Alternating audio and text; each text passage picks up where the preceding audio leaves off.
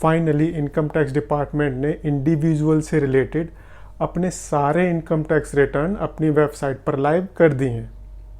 Now it's a time for you to file your income tax return. जब भी आप अपना इनकम टैक्स रिटर्न फाइल करोगे, एक बार अपना ध्यान आप अपने छोटे बच्चों के ऊपर भी ज़रूर देना। मेरा मतलब है, जब भी आप अपना ITR फाइल करोगे, एक बार अपना ध्यान अपने छोटे बच्चों की इनकम के ऊपर भी ज़रूर देना।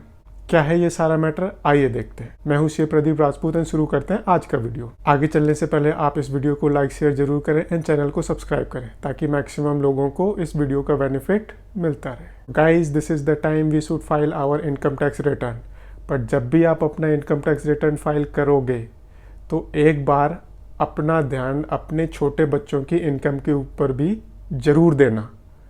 रीज़न बीइंग, जो भी माइनर चिल्ड्रंस होते हैं उनकी इनकम उनके पेरेंट्स की इनकम में क्लब हो जाती है एंड पेरेंट्स को माइनर चिल्ड्रन की इनकम के ऊपर टैक्स देना पड़ता है। बट देन आप लोग बोलोगे बच्चे तो छोटे हैं, उनकी इनकम कहाँ से हो सकती है? देयर आर मैनी केसेस जहाँ पर छोटे बच्चों की इनकम होती है, जैसे कि बर्थडे सेलिब्रेशन हुआ, काफ़ी सारे गिफ्ट आए। गिफ्ट इनकम टैक्स में टैक्सेबल आइटम होता है। दूसरा, आपके छोटे बच्चों ने कहीं पर मैनुअल वर्क किया, चाहे वो स्कूल है या आपकी सोसाइटी है, जिसके उन्हें पैसे मिले। तीसरा, आपके बच्चे टैलेंटेड हैं एंड वो गाना गाते हैं या फिर डांस करते हैं एंड उन्होंने किसी टीवी शो या किसी और शो में पार्टिसिपेट किया जिसके उन्हें पैसे मिले। उसके अलावा बच्चों के दादाजी, आपके फादर, आप पर ट्रस्ट नहीं करते थे, इसलिए उन्होंने बच्चों के नाम पर FD करवाई जिसका इंटरेस्ट वो अपनी इनकम टैक्स रिटर्न में दिखाते थे। उन्होंने डीमैट अकाउंट खोल के काफ़ी सारे शेयर्स में इन्वेस्टमेंट की आपके बच्चे के नाम पर। अगेन उसकी कोई इनकम होती थी वो अपने इनकम टैक्स रिटर्न में दिखाते थे। उन्होंने आपके बच्चे के नाम पर इमूवेबल प्रॉपर्टी खरीदी, जिसे किराए पर चढ़ा दिया, उसका रेंट वो अपनी ITR में दिखाते थे। But now he is no more. अब वो जो इनकम होगी किसके हाथों में टैक्सेबल होगी? तो ये कुछ एग्जाम्पल थे जहां पर आपके माइनर बच्चों की भी इनकम होती है एंड इनकम टैक्स के हिसाब से माइनर बच्चों की इनकम उनके पेरेंट्स की इनकम में क्लब होती है एंड पेरेंट्स को उस इनकम के ऊपर टैक्स देना पड़ता है। अब क्वेश्चन आता है, पेरेंट्स दो होते हैं, मदर एंड फादर, किस पेरेंट्स के साथ इनकम क्लब होगी? अगर पेरेंट्स की मैरिज सब्सिस्ट करती है तो जिस पेरेंट की इनकम ज़्यादा होगी, माइनर चिल्ड्रन की इनकम उस पेरेंट के साथ क्लब होगी।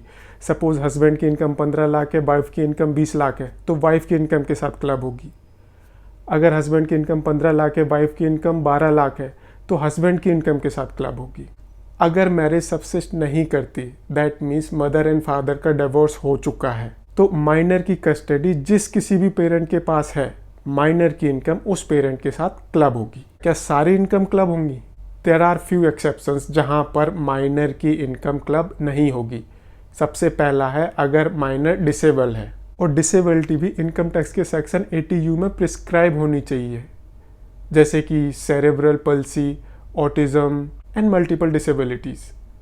तो अगर आपका माइनर बच्चा डिसेबल है एंड दैट टू वो डिसेबिलिटी इनकम टैक्स के सेक्शन 80U में कवर होती है, तो उसकी इनकम पेरेंट्स की इनकम में क्लब नहीं होगी।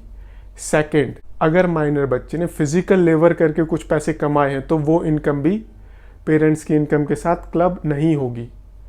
थर्ड है, बच्चा टैलेंटेड है, अगेन वही, उसने टीवी शो में पार्टिसिपेट किया, काफ़ी सारे पैसे मिले, वो उसके टैलेंट के पैसे थे, इसलिए वो इनकम पेरेंट्स की इनकम के साथ क्लब नहीं होगी। ये कुछ एग्जाम्पल थे जहाँ पर माइनर की इनकम पेरेंट्स की इनकम के साथ क्लब नहीं होती। तो क्या सारी इनकम क्लब होती है? नहीं। 1500 की डिडक्शन मिलती है पर चाइल्ड। अगर एक बच्चा है तो 1500 रुपये की डिडक्शन मिलेगी, 2 बच्चे हैं तो 3000 रुपये की डिडक्शन मिलेगी। अभी तक हमने देखा कि माइनर चिल्ड्रंस की क्या क्या इनकम हो सकती हैं, कब कब इनकम की क्लबिंग नहीं होगी। इसके बाद क्वेश्चन आता है कि क्लबिंग करनी कैसे है। मोस्टली लोगों को ये तो पता होता है कि क्लबिंग होगी, बट वो करनी कैसे है, क्लबिंग करनी कैसी है, ये मोस्टली लोगों को नहीं पता होता। तो क्लबिंग करने के लिए सबसे पहले इनकम का नेचर पता करें कि इनकम है क्या। दूसरा, इनकम का हेड पता करें कि वो इनकम किस हेड के अंदर फॉल करती है। क्या वो हाउस प्रॉपर्टी के अंदर फॉल करती है, क्या वो कैपिटल गेन के अंदर फॉल करती है, क्या वो अदर सोर्स के अंदर फॉल करती है। फिर उस इनकम की टैक्सेबिलिटी कैलकुलेट करें।